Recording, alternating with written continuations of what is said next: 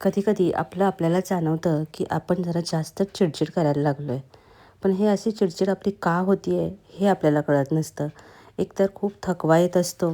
नेहमीची तीच कामं, पण ती करतानासुद्धा एवढं का थकतोय, हे समजत नसतं. खरं तर सगळं स्वतःच करायची सवय ही चिडचिडीची मूळ कारणं असतात. आणि जेव्हा आपण गृहिणी असतो ना, तेव्हा आपणच ही सवय लावलेली असते, की स्वतःच सगळं करायचं. पण हळूहळू जसं वय वाढतं तशा या गोष्टी आपल्याला जमत नाहीत आणि आपल्याला तर सवय असते परफेक्ट घराची. जेव्हा गोष्टी आपल्या मनासारख्या घडत नाहीत तेव्हा आपण चिडचिड करतो आणि चिडचिडीत बोलणं नात्यांना दुखावतं आणि गप्प बसणं मनाला दुखावतं. आणि या सगळ्यामध्ये मनासारखं जगायचं राहूनच गेलं, आनंदाने जगायचं कधी असं वाटत राहतं. पण खरं आहे ना मैत्रिणींनो, आजचा दिवस मनापासून जगायला पाहिजे नाही का? आपण सुद्धा खूप वेळेला असंच करत असतो नाही का? उद्या बघू. म्हणजे बघा स्वतःची काळजी घ्यायला पाहिजे. आपलं शरीर काहीतरी सांगतंय हे आपल्याला समजत असतं. पण तरीसुद्धा आपण त्याकडे दुर्लक्ष करतो आणि म्हणतो की नंतर बघू. स्वतःची थोडीफार काळजी घ्यायला पाहिजे. योगा, प्राणायाम करायला पाहिजे. हे फक्त मनातल्या मनात म्हणत असतो, पण हे उद्यावरती ढकलत असतो. कारण आपण स्वतःला प्रायोरिटी कधीच देत नाही. खरं तर प्रत्येक स्त्रीने फिटनेस, फायनान्स आणि फॅमिली या 3 गोष्टींच्याकडेच लक्ष दिलं पाहिजे. बाकीच्या गोष्टी तर क्षुल्लक आहेत. कारण या 3 गोष्टींनीच तुमचं आयुष्य समृद्ध होणार आहे. बघा जसं वय वाढेल ना, तसं आपल्यामध्ये काही चेंजेस होत जातात. जसे शरीरामध्ये होतात, तसेच मनामध्ये सुद्धा होतात, विचारांमध्ये होतात.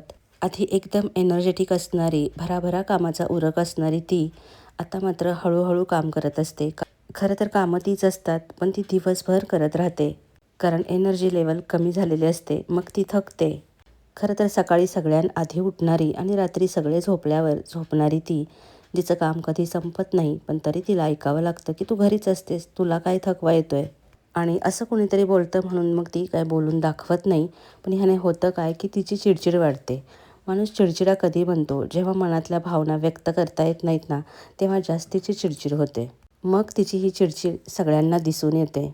खरं सांगायचं तर शरीर थकतं, पण सगळ्यात जास्त थकवा कशाने जाणवतो माहिती आहे का? मानसिकरित्या, म्हणजे विचारांनी जास्ती थकवा येतो. म्हणजे आपण एवढं सगळं करतो, पण आपल्या कामाचं कोणी कौतुक करत नाही, आपल्याला कोणी ॲप्रिशिएट करत नाही. उलट एखाद्या वेळी स्वयंपाक वेळेवर नाही झाला किंवा घर थोडंसं अस्ताव्यस्त दिसलं, की लगेच तक्रारी सुरू होतात. काय करतेस दिवसभर? आणि हे वाक्य जास्ती त्रासदायक असतं, की दिवसभर घरीच तर असतेस, काय करत असतेस मग? आणि सगळं करूनसुद्धा तुम्ही दुर्लक्षितच राहता. खरं सांगायचं तर इतर दुर्लक्ष करतात, यापेक्षासुद्धा आपण स्वतःकडे किती दुर्लक्ष करतो, हे सुद्धा पाहायला पाहिजे. मुळात आपण का थकतो याचाच विचार आपण करत नाही. खरं तर आपल्याकडे दिवसभर वेळ असतो, पण त्याचं प्लॅनिंग आपण व्यवस्थित करत नाही. आणि दुसरी गोष्ट म्हणजे सगळ्या भूमिका पार पाडताना प्रत्येकाच्या आवडीनिवडीचा आपण विचार करत बसतो. म्हणजे बघा, ह्याला हे आवडत नाही, त्याला ते आवडत नाही. मग त्याच्या आवडीचं काहीतरी बनवायचं म्हणजे एकाच दिवशी आपण इतके पदार्थ बनवत असतो आणि त्यामुळं खूप सारं एक्झर्शन होतं. म्हणजे तुम्ही विचार करा, पूर्वीच्या बायका एवढ्या थकायच्या नाहीत. अर्थात तेव्हाचं वातावरण वेगळं होतं. तेव्हाची लाईफस्टाईल वेगळी होती. पण खाण्याच्या बाबतीत म्हणाल तर कितीतरी वेगवेगळे प्रकार आपण बनवत असतो. म्हणजे बनवायला पण पाहिजेत. घरी बनवलेलं पौष्टिक कधीही चांगलंच. म्हणजे बघा, घरातल्यांना कुणालाही ही भाजी आवडत नाही, तर त्याच भाजीचे दररोज वेगवेगळ्या प्रकारचे पराठे बनवणं. बरं, ते पराठे बनवायला पण हरकत नाही, पण त्यासोबतच बाकीचं पण स्वयंपाक करणं आलं. भाज्या चिरून देणं, या सगळ्या गोष्टींमध्ये कुणीतरी मदत करत असलं तर ठीक आहे. पण सगळं स्वतःच एकटीनंच करायचं म्हटलं, की मग खूप थकायला होतं. त्यामुळं प्रॉपर प्लॅनिंग करायचं, की कुठल्या दिवशी काय बनवायचं आहे आपल्याला. मग तुमची धावपळ होणार नाही आणि पर्यायानं थकवा येणार नाही. म्हणजे हे माझ्या अनुभवाने सांगते आहे मी तुम्हाला. मलासुद्धा वेगवेगळे पदार्थ बनवण्याची आवड आहे. ते दुसऱ्यांना खाऊ घालण्याची आवड आहे.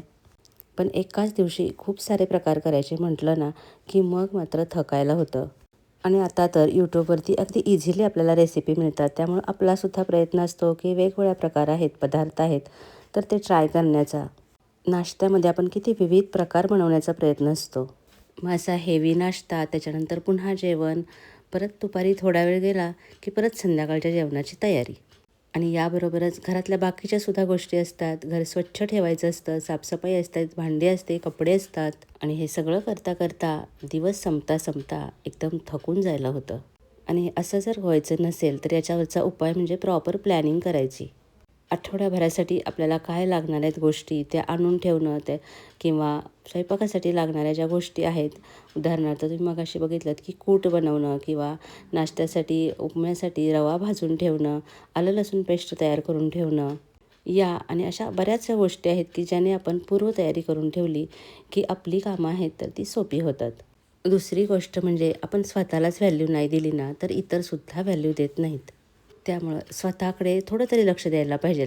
खरं सांगायचं तर आपण दिवसभर घरात असतो, पण आरशासमोर कधी एक 5 मिनटं उभं राहिलो आहे का?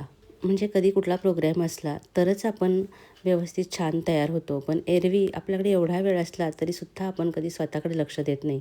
रोजच्या कामाच्या गडबडीमध्ये पटकन आपण 2 मिनटासाठी आरशात बघतो आणि आपल्या कामाला लागतो. पण कधी स्वतःकडे बघितलं आहे का निरखून की आपल्यामध्ये किती चेंजेस झालेत?